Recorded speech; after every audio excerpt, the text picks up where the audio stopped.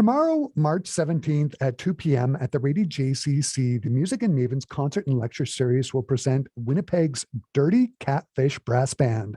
Known for their energetic and lively shows, the DCBB performs tunes that are brimming with funk and soul.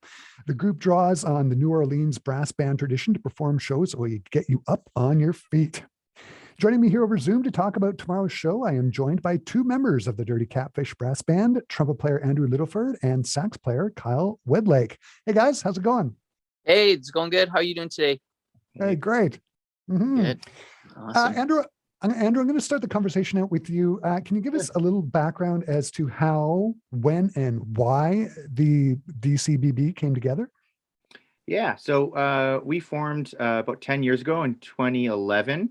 And it was kind of formed mostly from our keyboard player who just came back from a trip from New Orleans and saw all these brass bands there. And he's like, well, there's no brass bands in Winnipeg. We got to start one. And he was already playing in some other bands at that time. So he essentially just gathered his friends and we just started learning New Orleans traditional music, brass band music. And essentially the rest is history. Everyone loved it. And the people in the band loved it, people in the audience loved it, and we're like, well, this has got a good thing going, so let's keep it going. And it's been 10 years now.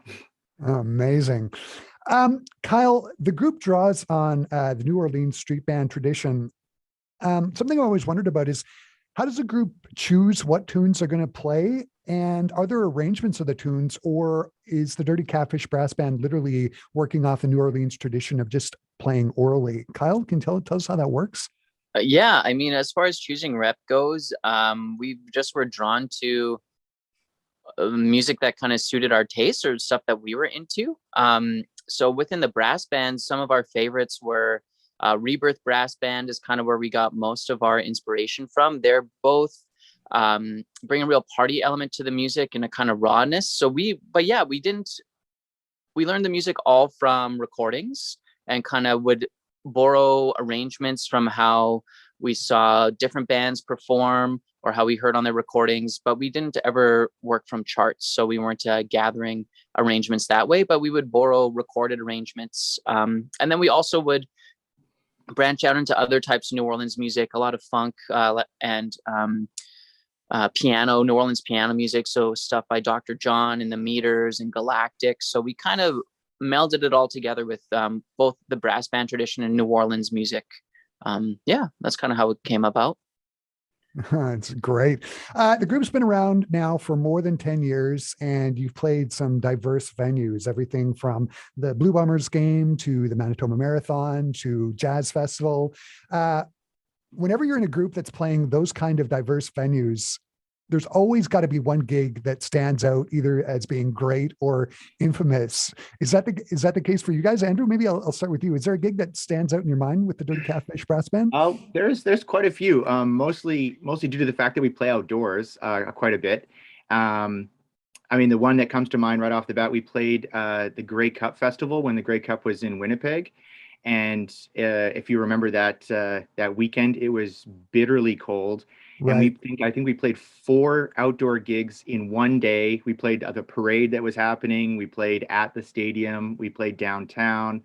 And it was like minus 25. I think Steve's valve got stuck. Our sousaphone player's valve got stuck during the gig, so he could only use 2 valves. Yeah. It was kind of crazy. We've also played in a fountain at Memorial Park. We were kind of like that was a weird gig as well. We played some just due to the fact that we play outdoors. There's a lot of weird things that go on for sure. Kyle, how about you? Is there a gig that pops out in your mind? Yeah, well, I'll kind of take it in the other direction for the more famous versus infamous. We've been kind of building a home for ourselves in Winnipeg at the Times changed over the past 6 or 7 years, doing a monthly show there where I feel like that venue combined with our music really feels like we've called it New Orleans night. And being in a small honky tonk venue packed to the brim with people, that's kind of helped us build our community, connect with other Winnipeg musicians and Winnipeg fans. So I think that's kind of where we've built our following, built our identity. That one is a real important one for me for all those community building elements. And then other bigger shows, like we've had the opportunity to collaborate with some of our favorite musicians on the road. We've worked with Galactic in a couple different situations at different festivals, where we met them at the Winnipeg Jazz Fest, opening for them at Burton Cummings Theatre. And we're invited up to play a couple songs with them during their set. And then we ran into each other at a festival in BC at the Caslo Jazz Fest.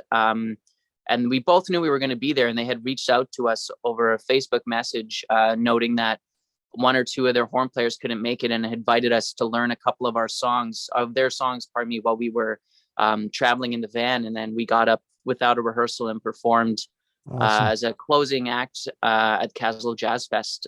So those are some of the special ones that I remember. Mm-hmm. So let's talk about the gig tomorrow at 2 at the Rady JCC. What can audiences expect, Andrew? Maybe let's start with you. Yeah, I think we're going to be doing more of a New Orleans style tradition. So it's going to be mostly New Orleans music, or New Orleans kind of style music. The stuff from the tradition of New Orleans brass bands, for the most part, I think is kind of what we're going to be doing.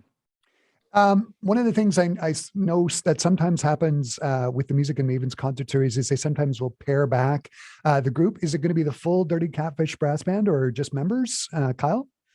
Well, and we perform in all kinds of different formations. When we're a full group, there's 8 of us in the band. So there's 5 horns in the front and 3 rhythm section players in the back. For this one, we're going to be without a keyboard player and without a trombone player. So we'll be a 6-piece, but still pretty close to the full feel of the band. Definitely a full sound. And if anything, maybe more in a traditional brass band sound by there being no keyboard player. So that kind of works with the theme of the day.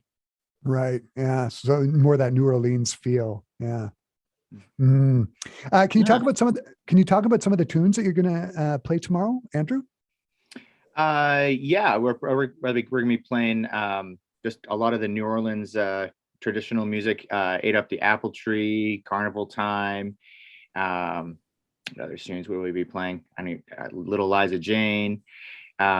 Just a lot of party New Orleans type music, essentially. I can think of some other ones. Kyle, you got anyone to stop your head? Yeah, I mean, it's mostly we're trying to make it feel like you're out on parade. So anything that you would be walking down the street to on a second line, with a little bit, the band we do a lot of our own music, and we do a lot in kind of the funk tradition in New Orleans, but we'll be sticking more to kind of the street party brass music. So just imagine yourself walking down the street with an open bottle, as you can in Louisiana, and just strolling through a hot summer day. And that's kind of what we're going for.